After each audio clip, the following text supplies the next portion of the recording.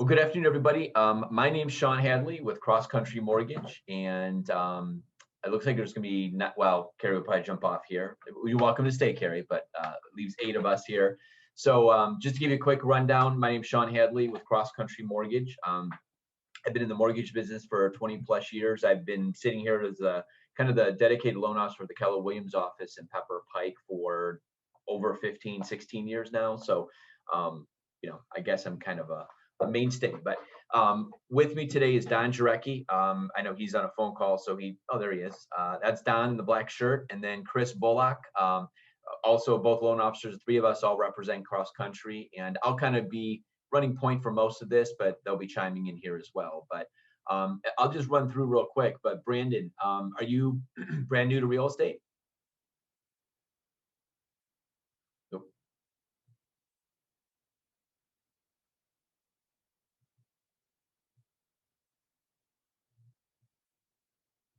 All right, we'll come back to Brandon. Oh, there you are. Yeah. All right, you based Yeah, I'm based in Pepper Pike, yes. Okay, perfect. And you're brand new? Yeah, I got started about a month ago. Okay, well, welcome. And sometimes we have veterans on these too, so that's why I just wanted to run through. I'm going through my screen, but Bernadette, welcome. And are you a relatively new agent? I'm new. I just passed my test about a week and a half ago. Congrats. All right. Thank you. And are you in Pepper Pike or Rocky River? Yes, Pepper Pike. All right. Welcome. And Thank you. Terry Dunn? Can you hear me? Okay. Can you hear me? Okay. Yep. Yes, I'm new too. About a month ago. I got my license about a month ago, but I've been kind of doing some things for a couple of weeks. But yep, I'm new too. Okay, cool. And Terry Dillard. And I've seen your name. Yes. Hi. I'm new too, April 5th. That's kind of new, right? Yeah. So whatever I say, you guys will believe. You don't know the difference for some of it. This is perfect. All right. And Charity? Hi, everyone. I'm new as well. Just about 2 weeks. I'm at Rocky River with the Safe Harbor team. Perfect. And Don, by the way, Don's usually on Rocky River. I'm pretty much dedicated to Pepper Pike, and Chris is usually Pepper Pike, but we're all over the place. So where there's business, we will go. And Jenny? Hi, yes, I'm about a month, and I'm also in Rocky River with Safe Harbor team. Cool. Welcome out. Safe Harbor team, growing, perfect. All right, and then I think this last square must be Carrie. So I'm going to try and keep this, under 2. Sorry for the delayed start. They had to kind of sign me in and then transfer me over. So what I'm going to run through, I'm going to do a lot of share screen today, but as I start and finish most of any presentation I give, what we run through here, you don't have to be an expert on. We're just going to give you some tips and pointers. Just know, if nothing else, walk away with our cell phone and email addresses. So any questions that you have. So the idea of Cross Country being with the Keller Williams office is to be just sort of your, for lack of a better term here, on-site expert. So, if you're working with a customer and need them to get pre-approved, obviously, we're there for that. But if you're working through a transaction that we have nothing to do with, but you want to kind of just say, hey, I'm working with another loan officer who's giving me mixed vibes here. Here's what they're saying. What should I ask? Or, hey, I'm working with a VA buyer. What do I need to know? Or, how fast can somebody close in this market? These are all questions. Even if we're not working with you, we might be able to give you some guidance at the very least. So just know that. I'm going to do a share screen for a good portion of this. So let me close that one here first. So what I want to touch on here first, and forgive me because my screen needs to be shrunken here. So Chris, Don, and myself all have our own web pages, and everybody in the world has their own web page. But a lot of buyers go right to this site. You might be doing an open house on a Sunday and say, hey, you need to get pre-approved. Feel free to talk to my guy, Sean. CCM Greater Cleveland is my web address. And I throw this out there because I'm surprised with how many people just go right to a web page without ever talking to me. So you can do that. People can apply for a mortgage online. They're going to get a follow-up phone call because I never trust just information that's input. I still like to talk to people. Call me old-fashioned. But It's a better and more thorough way and easier way to do about business. So just know that our webpages are out there. Great resources on here, articles, mortgage calculators. We've got some pretty fancy ones. They've upgraded this, and it's great in my opinion. Just to touch on the market and interest rates, I'd like to show on this one, just, it may come up, you may ask before we're done here, here were rates. So I use this site. This is not cross country. This is a impartial third party sort of survey company that throws out interest rates and of course advertisements and articles. But what this does is tell you the 30-year fixed average interest rate over the past 12 months. So 3.08 is this week's current average 30-year fixed conventional loan. The low point, 2.75%, which by the way, that's pretty much the low point in history, not just the past 12 months. And the high point, 3.45%. A 15-year right now, you're looking 2.49. And, I'd say we're even doing cross countries doing better than what we're seeing on this. But just historically speaking, this graph is a great way just to show, a bit of sample about where we really are. So here it is going back over the past 10 years. We're not at the lowest they've ever been, where we were 6 months ago or 3-4 months ago even, but we're pretty darn close. And, just 2.5 years ago, we were above 5%. So we were almost double where we are right now on 15-year loans and 30-year loans. Going back to the past 20 years of 2000, here's way back when, 8%. This was just, I say just 20 years ago. I guess it is a long time, but that's about when I started. So I try to make it sound like it wasn't that far back. And then we go way back here. Chris was probably born somewhere over here. Doesn't even, he's got to talk to his grandparents to see interest rates up here, but 18% back in the early 80s. And I don't know, for those of you kind of new to Keller Williams, Gary Keller, who runs and started Keller Williams, tells a great story about when he created Keller Williams. It was, a hard right turn from the path that real estate companies have been on for a long, long time. And he did it right around here when interest rates were 16 and 18%. He decided to just say, oh, you know what? I'm going to start a company. I'm going to do it a totally different way. And obviously we know how that story ends. It's a great story. So anyway, so what I'm going to, and please feel free. I know I talk fast and I talk a lot. Just unmute yourself and interrupt me, and, any questions along the way, feel free to throw things in the chat box. We'll monitor that here. But I'm going to walk through this PowerPoint. And as I always say, anytime I'm in a meeting and I see a PowerPoint, I want to know how many slides there are. There's 13. So you can do your own little countdown. But like I said, I'm going to try and wrap this up for the next 40 minutes or so. The first page is a freebie. Any questions you have, put in the chat box. And if you guys, want a copy of this presentation, just let me know and I could shoot you an email. Just put your emails in the chat box and I can do that for you guys. But so the way this little presentation set up, I know a lot of you are new agents, but this is pulled from like a first-time home buyer seminar, this slide saying, well, what questions are really, we're here to answer questions for you, but we're going to be working with buyers in most cases. So a buyer wants to know, where do I start? So example I may give, and Terry, I'm probably going to pick on you because you're top on my screen here, but Terry may be sitting in an open house this Sunday and hit it off with a buyer, and she's thinking, wow, this person seems really nice and they want to buy a house. I'd love to work with them. They may think, wow, this Terry really seems to know her market. Maybe I should have her. So before you put them in a car, you're going to want to give them some suggestions, give them some advice, surely get them pre-qualified. And that's where, hey, where do I start? And we're talking with a buyer. We're going to find out what loan program is best for them, how much of a home they can afford, how much money they're going to need, how much. All of this information, they can Google it, but they're really not going to get the right answer, because how much you put down is going to depend on, is it a primary residence? Is it a one family? Is it a condo? Is it a two family? Am I an FHA buyer or a conventional buyer? They may be able to figure out some of this on their own, but until they get kind of a one-on-one consultation with the loan officer, you're really not going to have any certainty. And you don't want to take Google's word for it, whether you're the buyer and especially the realtor. So the best first step is a pre-qualification. This can be done, in some cases in literally 5 or 10 minutes. I can have, an over-the-phone pre-qualification or online pre-qualification.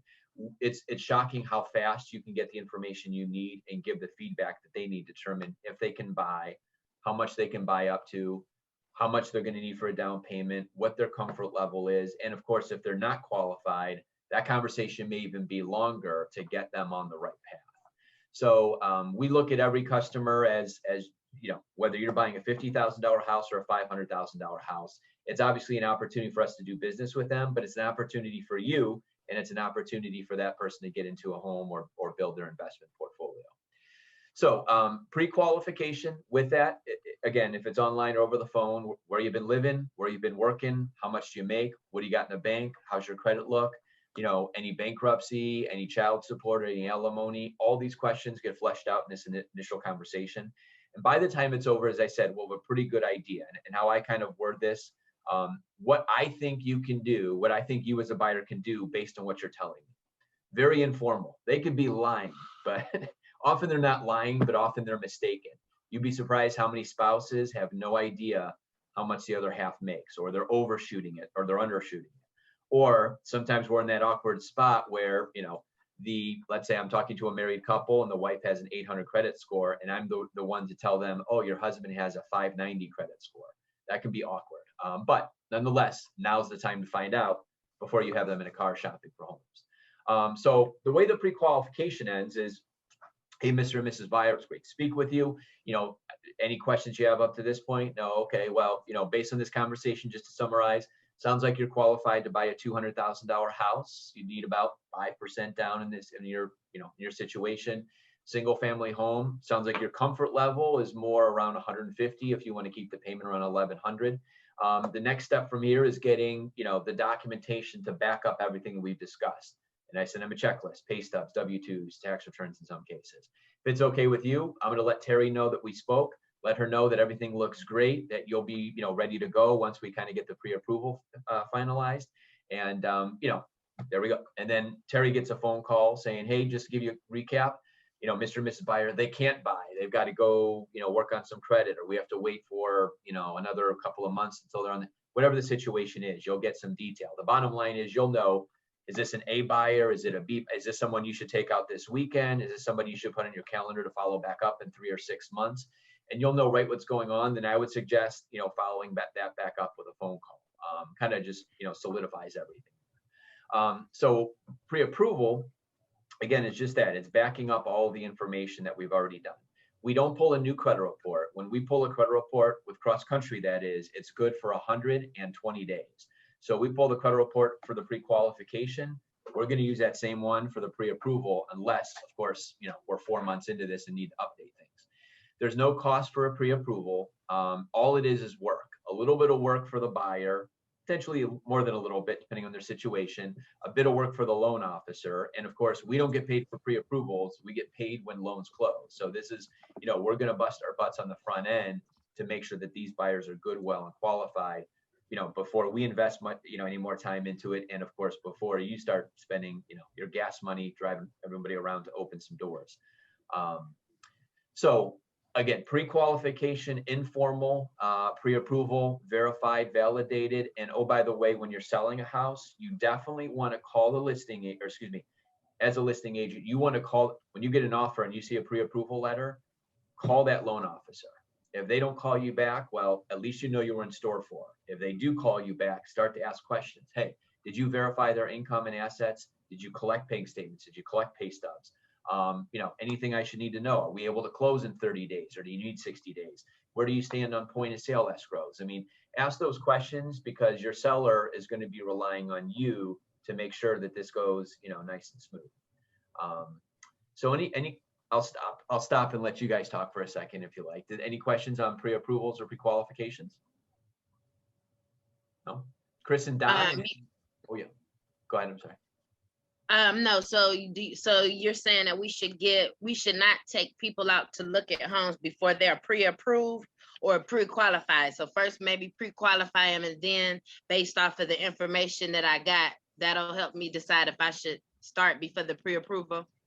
Yes. Basically. Yeah. Okay. Yeah, I know a lot of realtors, they say, hey, first showing's free. Hey, I'll meet you there, but after that, you got to get pre-approved. Now, you know, with anybody would step in and say, you know, don't just meet a perfect stranger at a house, you know, do some vetting. And, you know, if they're willing to call Don and give a social security number, for example, that says a lot. So Yes, and in that phone call, you know, if it's from me, I might say, hey, Terry, just wanted to let you know, spoke with the buyers. I might tell you, they're rock solid. They're A+. If they want to put an offer on this weekend, they absolutely could. I'd like to get a few documents from them, but I think you're pretty safe to go and start showing. At least you know, okay, it hasn't been fully vetted, but you know, it sounds like it's good. You could spend some hours with them. On the other hand, I might say, you know what? This person's been self-employed for 2 years. They weren't real sure of their income. I would really wait until I have all the documents so we know for sure that they're able to move forward. I'm always going to give you a little bit more detail like that. But some agents, hey, they've been doing this long enough. They're not spending their time. They know no seller's going to take an offer without a pre-approval letter. In this market especially, why show them houses? So that's the attitude. Okay. Donnie, Yeah, Chris, Sean, you guys? yeah, what I want to add too is there are pre-approvals that we can do in anywhere from 30 minutes to 1 hour. There's pre-approvals that might take us a couple of days. There's pre-approval might take us a week, depending on the complexity of the loan. But that's something we'll let you know up front. The other side of the coin is too, if somebody can't buy right now, we're going to give you a time frame on when they can buy. And that could be based on credit, job history, or money savings. If we have to hook them up with a credit repair service that we work with. But we will certainly let you know if you have somebody that's buying in the next 3, 6, 12 months. I have a Okay. quick question too. Mhm. Are all the pre-approvals approved by underwriter, or does that? So the good question. So we have, I use this is my term, like local pre-approval, where I'm authorized to issue a pre-approval that goes through an automated underwriting system. So when it's when a loan application or pre-qualification, you know, even if it's approved by this system but has something unique on there, we aren't able to issue a pre-approval. We can escalate that through an underwriter. We also have what's called fast track underwriting. So I'll give you an example. I have a buyer who's an FHA buyer, and they're a rock solid buyer, but really they can only go FHA. And they've been losing out on some offers. We'll get into this actually in the next slide, because of sellers and listers being worried about FHA. So you know what they did to strengthen? They went through our fast track loan approval process. So we collected all the documents, and they don't just have the pre-approval from me on my computer. We fully verified employment, verified assets. We didn't do title work, we didn't do an appraisal, but we did everything else on the loan. And this loan now has a fully underwritten approval. And what we say with that is, as quick as you can get a contract, title work, and an appraisal, we can close that loan. This is as good as a cash offers can be. So if they want to close in 15 days, we would be able to do that for this particular buyer, assuming, you know, the appraiser and everybody else is able to fall in line and do that on an FHA transaction. I mean, technically we could probably close in 10 days, to be honest with you. So, and if you're curious, you know, and that's a good question to ask to any loan officer, including the three of us. Hey, what level of pre-approval is this? And we'll give you a bit of detail. Thank you. So, which loan program is right for me? Now, we literally have an hour-long class on each one of these. So I'm going to give you kind of the quick and dirty, quick and easy, I should say, for each of these. So conventional financing, Fannie Mae, Freddie Mac, that's conventional financing. They write the rules and guidelines. I forgot the percentage, but it's most lending, residential lending does end up going through conventional. Minimum down payment, 5% for a single family home, owner occupied, 3% technically if you're a first time home buyer. If you're buying a 2-family, it's 15%. If you're buying a 3 or 4 family, it's 25%. 20% down is not what you need for a conventional loan. It's absolutely not what you need for a conventional loan. FHA financing, it stands for Federal Housing Administration. FHA was created in 1933-ish. Basically back then you had to have 50% down to buy a home. So the government got in the mortgage business saying, you know what, we'll start insuring the mortgages. FHA requires 3.5% down, very flexible when it comes to credit. I mean, if you're over a 640, 620, you've got a very good shot getting an FHA loan. And we would even go to 620 to 580 on a credit score. I have a whole class on credit scoring too, so we won't spend too much time on that. VA financing, veterans. Don't be afraid of VA loans. Whether you're working with a buyer and haven't had a VA loan before, they're a piece of cake. They're no money down. They're no monthly PMI. It's a great option. If you're listing a house and have a VA buyer, don't turn away a veteran who's, work their butt off and, sacrifice to some extent to on some level for the country, and just write it off because you're worried, oh my God, the VA appraiser might not like the roof or something like that. Give everything an open mind. The interest rates on VA and FHA loans are even better than conventional loans. So it's a great opportunity for a buyer. So, where you start to hear a lot about, oh my God, it's an FHA or VA loan. If a buyer is pre-approved, they're pre-approved as long as it's been, vetted and truly pre-approved. And that's what you want to talk to the loan officer about. But FHA loans, the difference with an FHA loan and a conventional loan, that appraiser is probably going to be in the house instead of for 15 minutes for maybe a half hour. They're going to take a closer look at the condition of the home. And you know what? 9 times out of 10, nothing's going to be noted. But sometimes they say, you know what? Put some GFCI outlets over there by the sink. Well, they should be there anyway. So for an extra $15 for an electrical outlet, not a big deal. They may want a handrail put up to the attic, or they may want the garage repainted because there's chipped paint on it. So that's usually the worst of it. VA loan, same thing. VA has a checklist that they're supposed to look at for a list of repairs and not repairs, but condition items. And if something's noted, it would have to be satisfied, but usually it's not a big deal. More often than not, it's not cited. Just think safe and sound for those. Safe, sanitary, and sound. That's exactly what I say. And in this market, most people aren't putting out total duds. They want to print it up, get it nice and ready so that every person in the world wants to put in an offer. And unfortunately, every person in the world seems to be putting in offers when they're there. So for the seller, that's the only difference. On a conventional or FHA loan, the seller doesn't incur any more fees or expenses. On a VA loan, there is a little bit. I would tell you the seller may have about $600 more in fees because the pest inspection is required to be paid for by the seller and a few other title expenses, but that's it. So if you got a VA offer coming in, all right, budget for an extra $600, factor that into your net proceeds and counter with a little bit higher price if it's going to make a difference. So, Don, anything you want to put on there? No, you touched on the basics of that there. Okay. Terry Dunn? I saw I had a potential situation where the seller was only going to accept 203K loans for you know what I'm trying to say, FHA 203K loan is all that they would accept for that house. Can you tell me more about what does he mean? Yep, and we have a class for that too. So at a 203K, I'm just advertising for all the future classes, but so a 203K is a renovation loan. So conventional has a renovation loan, FHA has a renovation loan, and correct me if I'm wrong, Don and Chris, but I think we just rolled out our VA renovation loan as well. We did. Okay, so I'll explain really in a nutshell how this works and then kind of circle back to your question, I think.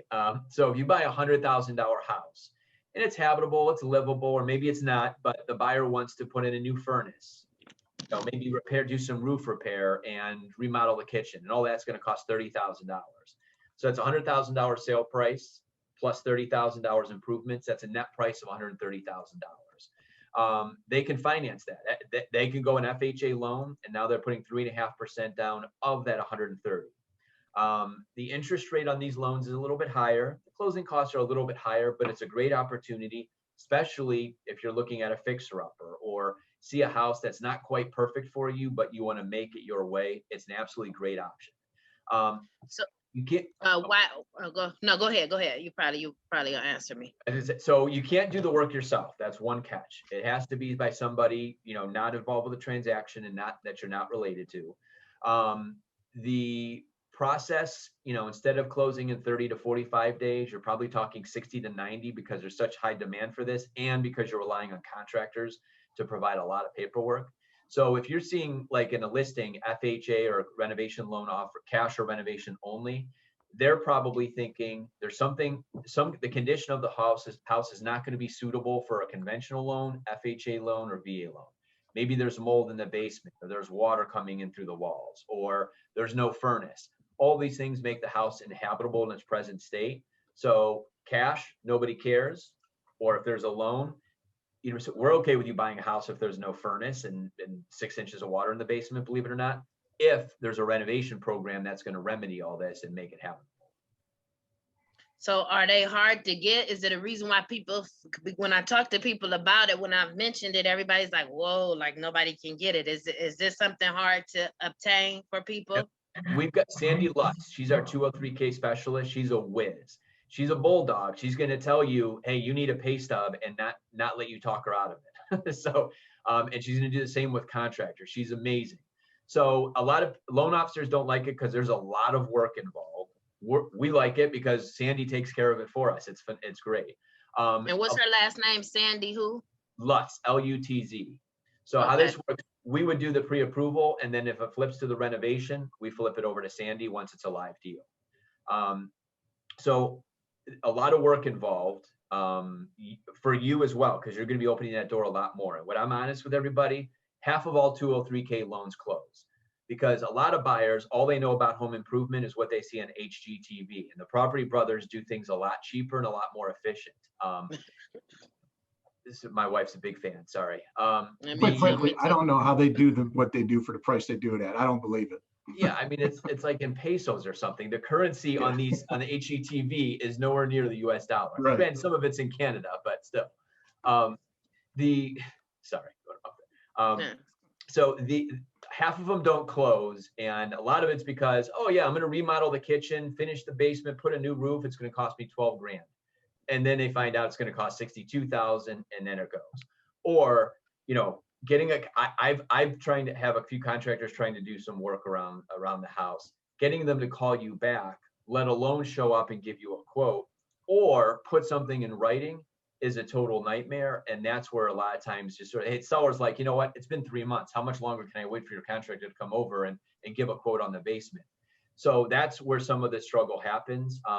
But it is. And that's something, and is that would be my job as the realtor to negotiate and correspond with the contractors? No, that's between, no, that would be the buyer and the contractor. And then for FHA loans, we have there's a, I forgot the name, FHA consultant, FHA construction consultant, who's kind of like mediate, so to speak, and make sure that they're, you know, oh yeah, $10,000 is going to cover this, or oh no, you know what, you're getting undercharged, you're going to end up having to pay more later, so let's nip that in the bud. Okay. So, and and this is a perfect example, Terry, if you have a buyer and find the right property, call Don or myself or Chris, and we can give you like a 5 or 10 minute speech about it. The buyer expresses interest. We say, oh, let's get you pre-approved, make sure that you can qualify for that. And then we kind of escalate it from there. So it's a series of baby steps. You know, Sean, here's the other side to this is truly a great product. It's just, people need educated. It's the buyers, the sellers, the agents involved just need to be educated on it. It's a great product. There's no better time to take advantage of remodeling your house than in today's interest rates. So I just tell people, if you're going to do any type of renovation loan, do as much as you possibly can up front, because you're never going to get it for a better price. Now, the beauty of it is, once you start doing all this work in this house, usually it will add a lot of value to the home. And anywhere from 6 to 12 months later, we can refinance these borrowers sometimes out of these FHA loans into conventional loans to get rid of that mortgage insurance. There's a win-win situation there. So don't discourage these loans. Just know that they're very time laden, and you really got to think minimum 60 days to close on them. Mm-hmm. Okay. And this too, where you might mark that listing agent who said the 203K. I bet you he or she has a 203K loan officer that they would, you know, happily refer you to. So that may be your sort of, hey, when you have a house, it's like, oh man, how am I going to list this? You're going to want to market it. Hey, great opportunity. So if a buyer comes and tells me they want a house, want that kind of loan, like if it's not offered, if they don't say that, if a buyer wants one, I would just say, oh, like, what do they say? They say, okay, I want to try to get a 203K loan, or they just, you know, they request the loan that they are trying to get. Mm-hmm. Yeah, and we'll counsel them too, you know, to kind of let them know the pros, the cons, what they're getting into, because it's going to be a lot more work. But yeah, absolutely. Just know that's like, you know, another offer that's out there. The hardest part at this point in time is finding the contractor. Yeah. That's the hardest part. Okay. So when we're doing a pre-qualification, ultimately at the end of the day, you got a pre-approval letter that says, here, you could buy a house for $200,000. Really what happens behind the scenes, we pre-approve somebody for a monthly payment. So if you make, X amount of dollars a month and you have this much debt and your credit score is this, we're going to say you qualify to carry a mortgage payment of $1,200. Well, how much is $1,200 going to buy you? Well, there's a lot of factors. If you're looking at a condo in Shaker Heights, where the taxes are a little bit higher and you have a $200 HOA fee, that might be a $75,000, $80,000 property. If you're looking in Willoughby in a single family home and the taxes are a little bit lower, that $1,200 payment might be a $165,000 house. So that's where there's a much deeper dive. And that's where, working with a local lender, whether it's cross-country mortgage or a loan officer around the corner at PNC, at least you're talking with somebody here local. Doing something online or working with, that company that's named after an arena downtown, you never know what you're going to get into. So principal and interest, taxes, homeowners insurance, these are all the different things that go into your monthly payment.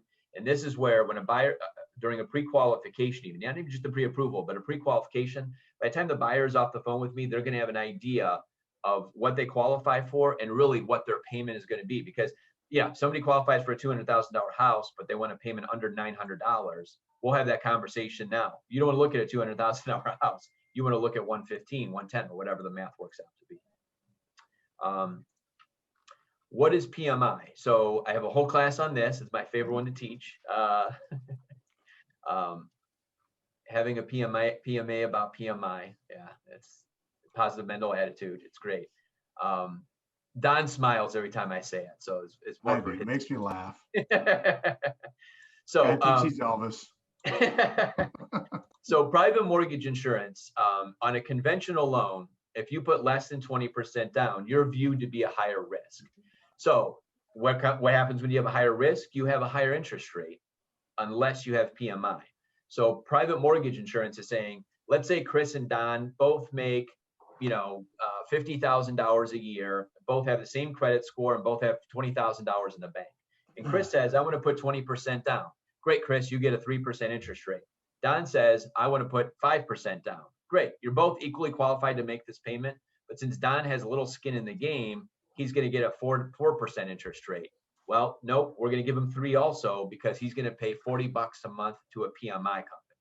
So that insures him in case he were to go default on the loan. I should say, I apologize. It insures the bank in case he goes default on the loan. We've got our interest protected. So on a conventional loan, if you put less than 20% down, you have to pay PMI, some form of it, and there's multiple forms of it. Again, that's a teaser for the class. Sean? Yeah. You know what people don't realize too is when you say our interest is protected, that whole loan amount is not protected. It's just a percentage, right? Yep. So yeah, so on a 5% down, there's a 30% insurance policy. So just a fraction of it, to be honest with you. And now FHA is a little bit different. FHA has 100% insurance. That's why lenders love FHA loans. There's risk involved for sure, but there's, should the some sort of dilemma create a foreclosure, the bank's, more protected. So the difference on PMI is with conventional, it's more or less, good credit, bad credit, your PMI is going to be more expensive. Just like if the health insurance for, a 22-year-old marathon runner or a 67-year-old, smoker who just had a heart attack, one's going to pay a much higher health insurance. Same applies for PMI. So if you have questions on PMI, that could be a lot of one-on-one or, when our class comes around, great information because we have literally sort of won business and gotten buyers into homes that they otherwise could not have because there's so many different strategies using PMI. My favorite comment is always, Sean, I don't want to pay PMI. By the way, what is PMI? So, I like the second part of the question because you really get to educate them and let them know where we're at. How to increase my purchase power. So let's say we're doing that pre-qualification and let's say Mr. and Mrs. Buyer only qualify for a $150,000 house, but the house of their dreams is right around the corner for 180. How can we get that done? Obviously, paying off credit cards can help. Easier said than done. But paying down installment loans, I'll give you a great example. I have a customer We've just closed last week. I've been working with him for about a year, and we knew this was likely going to happen, but he found a house just a little bit out of reach of what his qualifying range was. And we had talked about it all year long. Said, you know what, if you need to get higher, you have a car payment, it's about 300 and whatever, 80 bucks a month. We can ignore that on a conventional loan if the balance is going to be paid off within 10 months. So he owed about $6,000. So he paid an extra $2,200 roughly on that debt. And that was $385 a month that I don't have to count. That boosts his qualifications from about 160 to 205. Now he's living happily ever after, presumably. I haven't talked to him since it closed last week, but we don't have to count that debt. He's good. He got the extra money, came as a gift from a family member, which is permitted.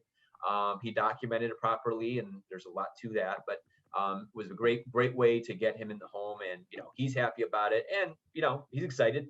His car is going to be paid off in less than 12 months. So it's not like the money was going anywhere. That it was a big news. Consolidating student loans. So student loans is a big one. You may hear us talk about this at the Tuesday meetings when you tune in, but student loans right now, almost everybody's student loans are in deferment, and that's creating a little bit of havoc, because when you don't have a student loan payment, we have to plug in an artificial debt, and the artificial payment that we plug in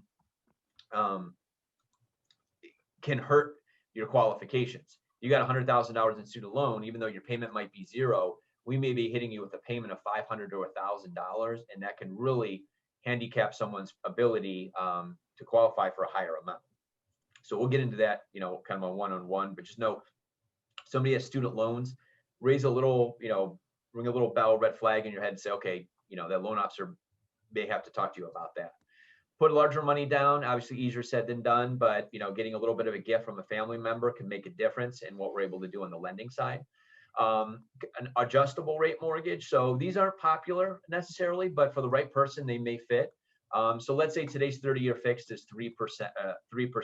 Perfect, great. You're going to have that 3% rate for as long as you live in the house. How a 7/1 ARM might work. So it's a 30-year mortgage, and it's 2.75%. So on a $200,000 mortgage, they might be saving about 65 bucks a month. And that may make a difference. They may like that. But for only 7 years. After 7 years, that rate can go up or down, and probably would go up. But if that person's dead set on saving every dollar they can, and they don't think they're going to be there for that long, it's not a bad option. It's not, I don't run towards ARMs. It's a topic of conversation. And frankly, most people probably do better without, but just know that it does exist. Buy a multifamily home. You buy a home that's a 2-family home and you're moving in one side, it's still considered your primary residence. We can count the rent on the second unit to qualify you for a higher price point. So know that exists. Any questions? No. Right. Every customer should know, and if they're talking to 3 of us, they will, before they're off that call with the pre-qualification, how much money do I need? Down payment. What's the down payment portion? What is the closing costs? Closing costs are going to vary a little bit per sale price, but if it's a $100,000 transaction, I'd figure it a little over $3,000. If it's a $400,000 transaction, probably a little over $4,000. Prepaid items, that's like taxes and insurance, setting up an escrow account. Those are going to vary. It could be $500. They could be $5,000 because of insurance policies and taxes being so variable. So, and then reserves. So reserves aren't necessarily required on every transaction, but just know this. So let's say we have a customer who's borderline. They qualify for a $150,000 house. They want to get to 160. Well, their debt ratio might be a little too high, but sometimes what makes a difference? Having a little bit extra cash in the bank. You have somebody who's using their last penny to get into the house. It's hard to say, we'll give you a little bit more loan, but they got $50,000 or $10,000 or $2,000 in a retirement account. That makes them look a little bit more financially stable. That could be the difference between being capped out at one price or squeezing out a little bit higher price point for that. So, and by the way, we're not always looking to get everybody, qualified for more than what the initial numbers are. But, sometimes circumstances, put us in that position because we're artificially increasing debts because of credit cards or because of student loans. Or maybe you have a spouse, maybe the husband has a 590 credit score. He makes great money, but we can't put him on the loan. So we're qualifying off of the the wife in this example, something like that. Any questions on that? Okay, down payment, all these funds can be obviously your own personal savings. If it's a primary residence, this money can come as a gift. This has to come as a relative. You can also borrow the money only if it is against a secured asset. You can take a loan against a 401k. You can take a loan against a house. You can take a loan against a car and use that for the money, but you can't use a credit card or just a personal loan. Credit, won't spend too much on this, but obviously credit score is going to be the first thing we see, and we're looking deeper into late payments, bankruptcies, foreclosures. If you have a bankruptcy, Chapter 7, you can get out of it, get a new mortgage in as early as 2 years from the discharge date. For foreclosures, it's typically going to be 3 for an F8. Those are both for FHA. Conventional, the periods are going to be 4 years for a bankruptcy, 7 years for a foreclosure, unless there were special circumstances or it was a short sale. Collections and charge-offs, I'll say this, it's going to be case by case. Many times collections and charge-offs do not have to be paid off if it's a primary residence, but again, that's sort of case by case. I heard you say 2 different things about the foreclosure. You said one, if you have a foreclosure, it's 3 years from the and then the other time you said 7 years. What was the one? What was the difference? FHA, it's 3 years on a foreclosure. Conventional, 7 years. 7. Okay. What happens next? So we talked to a buyer. Terry met that person in the open house. We get them pre-qualified on Monday. We get them pre-approved on Wednesday. They go out shopping for a house Friday, Saturday. You know, Terry does the HGTV special, shows 3 houses. They get the bid and they're good to go. What happens next? Application. So if we have them pre-approved, it's going to be pretty easy. All right, I've got your application almost filled in. Now we just put in the address and the price of the home. If we haven't done a pre-approval, okay, we're gathering all that information over the phone or through an online application. We get all the documents signed. If we don't have them already, we'll be asking for everything on the next slide, W-2s, pay stubs, tax returns and such. The file gets submitted from our app, from, basically the front end, Don, Chris, and myself, to our processing department. Processing does all of the behind the scenes work. They order the title work, they order the appraisal if it hasn't been ordered already.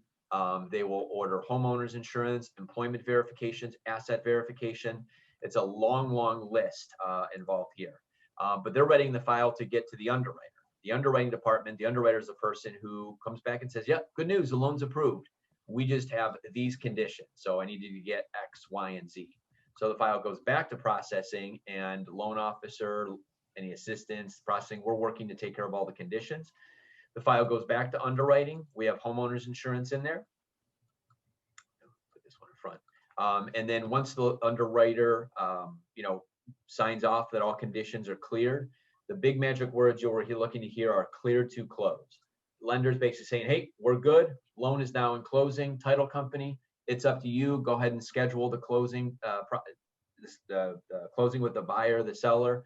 We'll provide the mortgage documents and go. This process from application to closing, the national average right now on all transactions is down to 53 days. Cross-country mortgage right now, I haven't checked year to date in the last couple of weeks, but it's running around 27, 28 days. That's as a company with 7,000 employees who's doing, $40 billion in loans. What's that? A year, you said a month. A year, $40 billion a year. It feels like a month. But we are as efficient as a company as there is. And I know whoever any person you talk to is probably going to say that to some extent, but there's some people call and say, hey, can you do this loan? They're pre-approved with blank bank, and they say they won't take an application for less than 60 or 45 days. I don't automatically say yes until I find out, well, what's the story? Is this a 203K loan? Because we already had that conversation. So we get a bit more detail, but closing, we like to have 30 days, 40 days. It's just a walk in the park for most, assuming the buyer's doing what they're supposed to. And we push for 21 days. We like to say, hey, we can close you in 21 days, provided the buyer is motivated and qualified. Obviously, everything else has to fall into place as well, but that's par for the course for us. Any questions on the process? Okay. So the checklist, I won't run through all this, but we send a checklist to every customer so they know what documents are required as we're moving through the process. So we touched on monthly PMI or PMI in general. Just know that there are creative ways around that. If you hear the term jumbo loan, for those of you who just took the classes, I'm sure this was probably in the exam somewhere with the financing side, but jumbo loans on a conventional loan, if you're borrowing more than $548,000, it's a jumbo loan. Little bit different guidelines there, a little bit more strict on credit. Sometimes the rates can be a fraction higher. So just know that there's some differences there. Doctor loans, great niche there. So if you know any physicians, that includes dentists or veterinarians even, or residents, fellows, there's a 0 down, no PMI program. It's a can't miss. So for those of you may not, be totally in the loop, every March, every graduating nationwide, any graduating med student has to sign up for a 4-year residency. Cleveland is more than blessed to have the Cleveland Clinic, University Hospitals, Case, Metro. That is a March, basically, you could write it on the calendar. There's going to be thousands of people moving to Cleveland to start new jobs effective July 1st. And they may qualify for a 0 down, no PMI loan. It's a great niche, great loan to be part of, program to be a part of. Renovation, we touched about that. New construction, you as realtors, we'll bump into this from time to time. You may not do a ton of it. We can do loans on houses being built. Construction loans, we have our construction loans on hold. We're waiting to get that approved to be able to offer again. And I hope to have that at some point here this summer. But that does exist. And then we talked about the loan process. So we're at slide 13. See any smiles there? Okay, good poker face there. So that's more or less kind of the format that we kind of just run through for this class. But as I said in the beginning, there's nothing you have to be an expert on. Just be familiar with the process above all. Any questions on anything that we've discussed here so far or that you want to throw out? I'm sorry, for the doctor loans, are those just for new doctors or all doctors? Existing full-time existing doctors. So they may be, I'm doing a loan right now. This person, they own 2 homes. One is free and clear. One, they're not sure if they're going to keep or rent out in Cleveland Heights. They're buying a $750,000 house and they're putting no money down. And they've been a physician for years. Sorry. Every question for me has a long answer, but short answer is yes. Any full-time physician doesn't have to be a first time. Okay. So the doctor loan program, not every lender offers that. Some of them say, okay, if it's not your first home, you have to put 5% down, but we're still 0 down. Up to 750. Over a 750 loan, you have to put 5% down. So okay, modest adjustment. I know some banks offer, some lenders offer closing costs and down payment assistance. Does Cross Country offer any kind of assistance?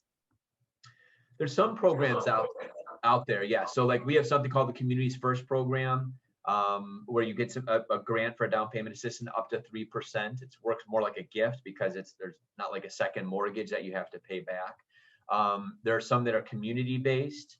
And then with like a flat, just, hey, here's money for closing costs. We don't have anything going right now, but I have a scenario right now where I have a customer who is tight on cash. They've got enough for the down payment and some of the closing costs, but the seller wouldn't negotiate to give money back towards the closing costs. What the buyer opted to do was bump their interest rate 0.25%. So they're paying $32 more a month on their monthly pay, or no, I take that back. They're paying $16 more a month on their monthly payment by taking a higher interest rate, and we're giving them a credit of $1,100, and it's a relief for them. And in their words, it was a lifeline to kind of make ends meet. So there are things like that we can do, but stuff for first-time homebuyers comes and goes. There isn't a whole lot out there right now compared to what was there before COVID, and a lot are waiting to see what the government's going to do, and with other credits and such, I think, before they start dumping more programs out there. Okay. Yeah. And Sean, did you mention like what the administration Biden is doing with the first-time home buyers? Do you have any more information about? I heard there was going to be like cash at closing that was going to be available, but I didn't know if lenders hurt more than the rest of us. We've seen so many different versions starting from, before the election, through the election, through now. It's changed so many times. I would say I've stopped paying attention, but it's gone from 30,000 to 15,000 to a tax credit to at closing. The most recent one I'm hearing is back to a tax credit. But Don, you're plugged in the political scene, and what are you seeing out there? My opinion is you want to hope that doesn't ever come to fruition, because the buyers having money is not the issue today. We need more inventory, and that just creates a big problem. But it works just like the down payment assistance. The latest one's a $15,000 grant at closing. It would be at closing. Okay. Yeah. Yeah, and I think I'm all for grants and all that. I think to throw it out there right now, if you give a first-time home buyer $15,000 at closing, I think you're just going to have more first-time home buyers out there trying to buy the same, $150,000 University Heights home that they're already getting outbid on. It's just going to drive the price up more, is my concern. And now, if the price is getting driven up, whenever this market slows down, whether that's 6 months from now or 5 years from now, did they push up the value too much? I mean, granted, they got the money back, but it's going to be a net gain of zero. The Hadley-Jarecki plan that we floated out there was, hey, the investors, I talked to somebody the other day who has 15 single-family properties in Lakewood, and he doesn't want to sell them all right now because he's got to pay capital gains on all of those. And if he sells them all in 1 year, it's going to be a huge tax bill that he's going to owe. I mean, granted, he's making a lot of money from the sales from whenever he bought these. So the Hadley-Jarecki plan was, and I'm not usually, hey, go discount the investors. But if you say, hey, investors, we're not going to charge you capital gains for any house you sell this year, or do 50% of that, wouldn't it be cool seeing 15 houses hit the market in Lakewood? That would help the inventory. But what do Don and I know? So Chris would probably sign on that too. I just didn't get his permission for him. So yeah, the first-time home buyer is going to create a lot more buyers, but there's not a lack of buyers right now. There's a lack of inventory. So I don't know, how that's going to play out, but we'll see what happens. Sorry about getting out the soapbox there. So that's really what I wanted to cover. Don or Chris, anything you want to toss out there? As always, you nailed it. Yeah, well, Chris. Yep. All right, perfect. So again, Don's on the west side. Again, we're all over town. You'll see Don in my office. You'll see me in Rocky River, but just kind of where we kind of usually spend our day to day. Chris and I are up for those in Pepper Pike, on the 3rd floor, like right outside the large conference room. So feel free to pop in and say hey. We may reach out, just do a little follow up, just so you guys can hear us voice to voice and just know that we're here. If you're in the office, please do stop by and say hey. But of course, we're only a phone call, text, or Zoom away. Any other questions? Close it out? No? Technically, I finished by 2, so this is great. So good to meet you all. Congratulations. Welcome to Keller. Great place to be, great place to learn, great place to do business. The nice thing here, especially if you're in the office, but between the training, even if you're sitting at the bullpen area, whoever's sitting to your right and left, you can ask them the most rookie question in the world, and I promise you, they're going to be real sweet and helpful about it. I've been in a few other real estate offices, and that is not the norm nationwide or industry-wide. So yeah, ask questions, and anything we can do to help, just let us know.